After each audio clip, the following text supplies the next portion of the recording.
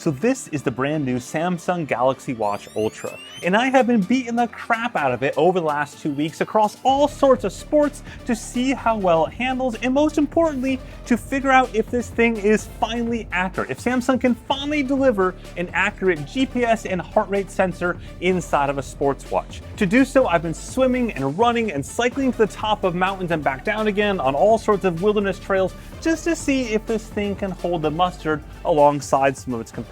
Now, speaking of which, the Galaxy Watch Ultra is $649, which is cheaper than the Apple Watch Ultra or Ultra 2 as it is today. However, in most cases, people aren't really comparing the two different orange theme watches here because of the fact of that ecosystem lock-in between either the Samsung side or the Apple side.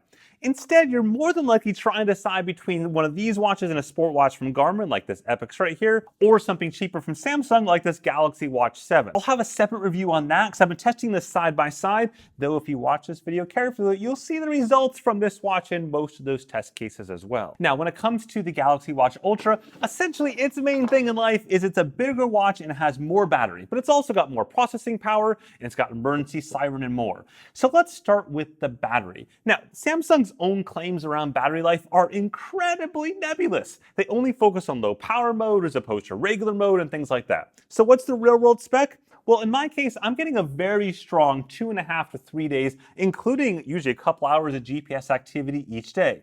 That is really, really good. That's better than I'm getting on the Apple Watch Ultra 2, and both these are configured relatively similarly. So then the question becomes, what about GPS battery life? Because it's kind of easy to do like all-day battery life, but GPS battery life means you're turning on GPS. In this case, it's got multi-band or dual-frequency GPS, as well as the optical heart rate sensor for those workouts. And here too, this also actually impressed. In this case, if we look at this first scenario right there, I did roughly an 8-hour, 40 or so minute bike ride to the top of the mountain. We'll get to the going down in a second here. And in that case, I started at 87%, and 8 hours and 40 minutes later, I ended up at 47%. This equates to roughly an estimate of about 18 hours of GPS on time, or roughly 5% per hour, which is very strong. Then if we look at the next day, when I spent another about 7.5, 8 hours coming back down again, started at 92%, ended at 56%, and used a total battery of 36% over the course of that time frame in 7 hours and 43 minutes. In this case, the battery was a little bit better, but it makes sense because I had a little more stoppage time on the way down. Either way, those are really impressive numbers and easily beat any other Wear OS watch on the market today. Like, it's not even close at this point in time. And most importantly, those numbers, that like roughly 5% or so an hour battery burn, seems to hold true across all my other activities as well, which are generally between 2 and 3 hours. Now, just a quick note that according to the stats that I've got right here, 79.9% of you are not subscribed to this channel. You're just watching without clicking the subscribe button. Please really just click subscribe, or at least the like button. It really does help out this video and the channel quite a bit. Like, YouTube says so, trust me. But before we get too deep into the workout weeds of GPS and heart rate accuracy, let's talk some of the day-to-day stuff first. So I'm gonna just start off on the watch here just so you can see how this works. I just hit that quick button right there on the side there, merely to wake it up by just happenstance. And then you can see what that does is that automatically opens up my sport menu. You can of course change what that button does, but by default it's set to open up your sports. However, we are not doing sports yet. We're gonna swipe to the right, not that much, but about this much, and we will see one of our first activity pages here that shows basically the activity stats for the day. It's been a pretty chill day so far. I'm gonna do a long 20-mile or roughly 32-kilometer run here in another couple hours, but kind of just having an easy day so far. You can see my steps there, my total burn calories, distance, steps, active time, all the stuff you would expect from a daily activity tracker. If we swipe over a few times though, we'll get to basically this 4-panel right there that has a bunch of stats. My steps, like we just saw, my heart rate, so I can tap into that right there and see my heart rate, my recent heart rate anyways, heart rate throughout the day. I can swipe back here and I can see my stress level, nice and low. I can go down and see stress throughout the day, and I can swipe again and see my sleep stats right there. So this is my sleep from last night, 8 hours and 6 minutes. It says I went to bed at 1:18 and I woke up at 9:24. It's close, but not quite perfect. I actually woke up about 8:55. You can see the actual sleep time, my sleep score, my sleep stages, my wake time, additional info, skin temperature, heart rate, respiration rate, and so on. So then let's dive into the sleep stats and accuracy there. And these watches, all smartwatches, roughly measure a couple core categories of things. The first one, and the most important one, at least in my opinion, is the time you went to bed and the time you woke up. Because from there, it'll go ahead and calculate the total duration of sleep you had minus any time that you were awake during the night. So looking at that piece first, I wore this watch along with another watch every single night, as well as the Oura Ring and the Whoop Band. And if you look at this giant eye chart of a data thing right there, which you can see like in full resolution in my linked review down below, my written review if you want to. Nonetheless, within that 9 days, you can see they did a very good job of, generally speaking, getting the time I went to sleep and the time I woke up pretty much within a few minutes across the board. And actually all the devices were pretty close there. So good job on that. So the next question is, what about sleep phases and sleep stages? Things like REM sleep, deep sleep, etc. And I don't compare and judge wearables on that from an accuracy standpoint because the so-called gold standard isn't all that accurate. It's only about, in its best case, low 80 percentile, which is not that good at all. Like we would never judge a heart rate sensor that way or a power meter that way or anything like that. So instead I just focus on the piece which is most important, which is, did it get the time I went to sleep correct, the time I woke up, and my durations roughly correct. From there though, I look at HRV status, or heart rate variability status. This is something that's relatively easy to compare across the board, and consistently the Samsung is way above the rest. And we're talking substantially above the rest. In the HRV world, this is quite a difference between these. And my guess here is they've got some like weird smoothing thing they're doing wrong behind the scenes, but either way, I don't really know. And at this point, the numbers for HRV are pretty wonky. So then the next question is, what about Samsung's new energy score? That is a totally different thing. That's something that's designed to take everything, including your sleep, as well as your day before activity, trended over time, and give you a score each day when you wake up as to what your energy level is. Very similar to what Garmin and Fitbit and Whoop and other companies are doing in like readiness level type stuff. And so here, it was kind of weird as well. You can see the energy score on the watch as well as on the app. Despite what Samsung said about requiring a Samsung phone, this doesn't. You can see it here on my Pixel phone just fine, no problem with that. But when it came to the values, it basically stayed the exact same the entire time. The one exception was after the first 9-hour day ride before the second 9-hour day. That one, it dropped it substantially. But that makes sense given I had 9 hours of climbing up a mountain, and then from there I was sleeping at altitude, and so all the things like SpO2 levels, etc., would have been lower. But otherwise, it was just so flat across the board that it didn't seem to provide much value, which can only then be topped by the new AGES score, ages, but just with a little s instead, which Samsung also announced that they've rolled out to Samsung devices. This too, by the way, also works on non-Samsung phones as well, by the way, just in case you're wondering on that. The problem though with the AGS is it's actually not defined at all. Like this is the most useless description you could ever have for something. It does not declare which end of the spectrum is good or bad. I would assume green is good, but then red is bad. But if that's the case, why is it that my score and every other score on the entire internet is almost exactly the same? This score never changed for me. There's no description, no number, no nothing. Samsung, you gotta do better on this because this is completely useless. The good news though is it gets better from here. So let's talk about sport modes. Now, as I mentioned earlier on, there's a couple different ways to access sport modes. The easiest one, after you wake up your watch or not, is to press this quick button right there. Opens up exercises, and you can just simply swipe through it there. There's like 6 other ways you can get to the sport mode menus by swiping and opening up apps and so on. A lot of flexibility there. I'm gonna go just choose run for the moment just to kind of demonstrate this here. And then if I scroll down, you can see I can change various settings. I can choose a target right there. I've got a route loaded right now, so you can choose a GPX route. The way it works is that you get a GPX file onto your phone in the file manager, and then you import it in from there into the Samsung Health, and then from there to the watch. It's super cumbersome compared to most other options, but at least they have the option of getting a GPX route, something that doesn't exist on the Apple side, for example. Still, I would love to see Samsung leverage the Strava connection they already have in Samsung Health to simply pull Strava routes in. Like that would be a very logical thing to do given they already did the work to do all the hard stuff on this. In any case, just selecting no target for now there, going on down, I can change my workout screens or different data screens here, up to 7 different data fields per page. You can change the layout if you want to, and I'll put a list of all the different data pages, data fields on the side right there. It's not like as many as a Garmin watch or a Polar Suunto Coros watch, but it has the core fields that you would want. The core stuff for both lap and totals are all largely there. However, one thing that's not there is sensor pairing. And this is something that's very confusing because in Samsung's keynote this year, they talked about pairing a cycling power meter, for example, getting an FTP test, and so on. I did an entirely separate video up in the corner, one of these corners up here on that, but the long and the short of it is that there is no sensor pairing between a heart rate sensor or cycling power meter, cycling cadence sensor, etc., and the watch. Instead, you pair it to your phone, and then the phone tells the watch what it does. But you can't actually see like cycling power on the watch itself. You only can see it in your phone. And in my repeated attempts to test this over and over and over again, every single time that pairing would fail. You go ahead and pair it with the phone, and then like within 2 minutes of the start of the ride, it would quietly fail. You never know, because again, you can't see the data fields on your watch. You just have to trust it's working on your phone. So the whole thing is a proper dumpster fire and really quite disappointing. In any case, once you're ready to go and you have GPS lock, that's the icon up at the top that's currently blinking because I'm inside, you just would tap this right there and choose start. And then you'll see your data pages as you've configured. And you can swipe through those data pages just by going up and down like this. There's the running efficiency metrics. You can go back through them and so on. If you have a route loaded, you'll also see basically turn-by-turn prompts for that route. And all of this works just fine. I've had no issues. Even things like pacing while running, the pace is nice and constant. No issues with interval pacing. You can load a structured workout on the watch itself. You can do that here. And at the end of that workout, you'll see your summary stats like this right here. You got your average pace, your heart rate. There's some intervals, heart rate zones, lap pace.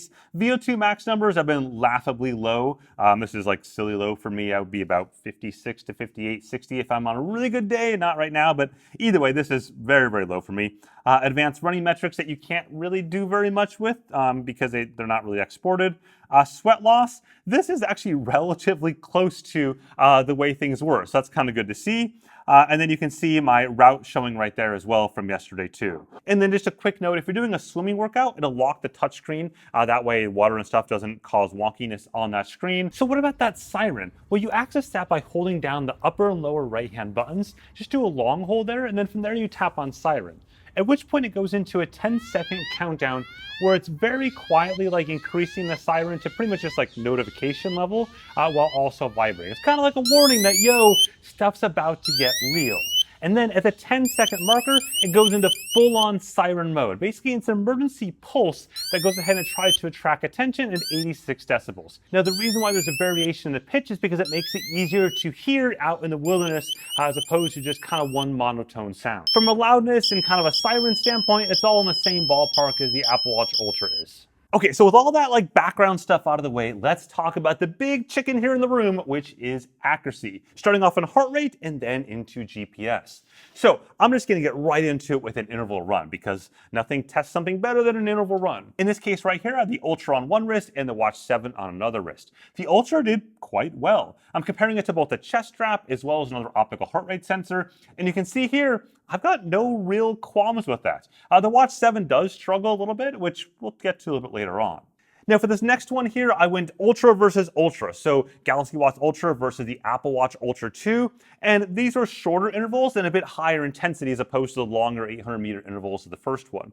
And you can see overall, these are pretty good, except both Ultra watches took a turn screwing up different things. And so both Ultra watches screwed up different intervals, one each of the main intervals.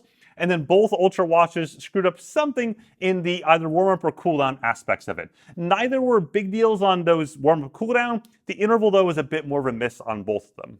So the next one I've got is this relatively steady state one for the first portion, and then again some more intervals at the end. And so you see on the first portion here, down the bottom there, the Samsung Galaxy Watch Ultra has a little bit of a fumble in the first couple minutes. It's not super unusual for optical heart rate sensor watches, but it does fumble where the other ones don't. But the rest of the intervals are very good until the last interval when it starts to get a little bit jaggy. Like it's really close, but just kind of, it's tired. I was tired, it was tired, I get it. But either way, it's not perfect like the other ones were. But now we're gonna up the ante and the complexity a little bit and go into cycling. Starting off on the road cycling side, because this is something that it can be challenging, but usually going up long climbs like I'm about to show you right here, it's pretty good for most watches because of the fact that it's relatively stable, relatively sustained, relatively slow, etc. And at first glance, when you look at this, I don't know, 2.5 hour climb, it was a long climb, it looks like it's relatively close, right? No. So if you zoom in, you'll see that the Galaxy Watch was kind of all over the place along with the Watch 7. Both of them were just like fluctuating. Every time I added a little bit of intensity, it like went super crazy, either shooting high or undercutting, one of the two, compared to the reference. And the reference you can see is stable because it was 2.5 hours. You have to find stability and just kind of keep on chugging along. I'm going to save you a bunch of charts and note that this whole process just repeats over and over again for every single ride. All those extra data sets are linked down below. But if I came inside and sat really still on an indoor trainer, it was fine.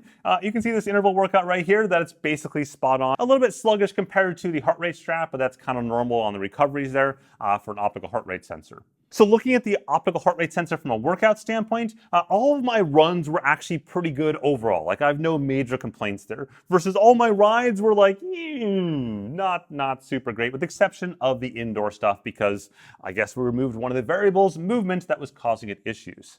So then what about GPS accuracy? They've added dual frequency GPS into both this as well as the Watch 7. Does that finally make a difference? Do we finally get an accurate GPS watch from Samsung? Yeah. But only on one watch. So here's the first easy run. This is a super easy run along the coastline in Nice, like a straight shot with nothing above me. This should be like the easiest thing for a watch to do. And the Ultra nails it. This Watch 7 though, like it looks drunk. Like literally it looks like it sat on the beach all afternoon and drank rosé and then decided to run. It's all over the place there. There's no reason for that whatsoever. On this next set in the forest, it's exactly like we saw the first time around where the Galaxy Watch Ultra nails it, yet the Galaxy Watch 7 does not nail it at all. Just it's kind of like all over the place and misses lots of churn. So we will step it up again and go into the city. It was Ultra versus Ultra to see how these two watches would stack up in my usual city test of going back and forth the streets of the downtown core to basically put these things to the ultimate test. And along the bottom there is where the warm-up is, basically a first 5 or so minutes. It's a good thing because the Suunto clearly needed a warm-up. It was like way offset for some reason. But once we got into the downtown core there, on the first pass at the very bottom there, all 4 watches were pretty good. All the watches did really well on that first bottom pass. As I made the turn though, we see the Apple Watch Ultra be like, nah, this isn't my game, and kind of go off into the buildings. Samsung is not really perfect, but it's sort of holding on. Suunto's clearly laying the best tracks at this point. But once I cross the street, I cross the street halfway down each street to basically give each watch kind of equal coverage. At that point, Samsung's like, yo, I'm out of here, folks. And Apple got back on track. And as we round out that right-hand side there, you can see Samsung went way swinging right on that. But all the watches did kind of get back together again for that last pass towards the top there. In this case, though, the Suunto Race S, ironically the cheapest watch out of this entire bundle here, was actually the most accurate watch of this particular pass. Go figure. I would say Samsung was in last place out of the 4 watches, with Suunto being first, Garmin being second, Apple being third, and Samsung being fourth, merely because it has extra stuff on both the upper left-hand side and upper right-hand side where it's off. So even though on the main pass, Samsung and Apple were the same, effectively being off, on the outer edges there, Samsung was off more. So that's that. But all is not lost, because up into the mountains, this thing held its own quite well. In fact, so did the Watch 7 for some reason. All these watches did great. Here's a little section right here in deep canyons where there's basically canyons on both sides of me straight up. All these watches nailed it. And none of these watches had phones that they were leveraging. So I didn't even bring the phone that was tied to this watch or the other Galaxy Watch with me because I was going for multiple days and I wanted to minimize all the stupid phones I was taking with me. And these ones absolutely nailed across the board in every part of the mountains there. No problems from an accuracy standpoint. No problems from an elevation tracking standpoint either. You can see this here in this chart. All the watches and devices were within 20 meters of each other over the course of this 2,400, 2,300 or so meter climb and over the course of almost 9 hours. So kudos on that. The last GPS test then is open water swimming. And so how did that handle? Again, really good job. Samsung nailed the open water swim for the first time in its entire history. Every other time it's open water swim might as well just sunk itself in the ocean. But this time it is spot on with the reference track across the board for the Galaxy Watch Ultra. The other one, that's a separate review for a separate day, but this got that figured out. So where do we stand overall in the grand scheme of this review? Well, unquestionably, this is the Wear OS watch with the most battery life out there, period. There's really no question about that. From a GPS accuracy standpoint, overall, this watch too is probably the best GPS accuracy out of any Wear OS watch out there. From a heart rate standpoint, it's a bit more mixed. On the running side of it, it was very, very good, but other activities were rougher. And if I compare that to something like the Pixel Watch from Google, last year's generation anyways, that Pixel Watch was pretty much good across the board on heart rate. They really did nail that heart rate side. Of course, there you're missing like a bigger battery and stuff like that, but again, we're probably only a few weeks out from new Pixel Watches, so we'll have to see what happens there. If we were then to step back into more of the sports mode things, how does something like these two watches compare side by side?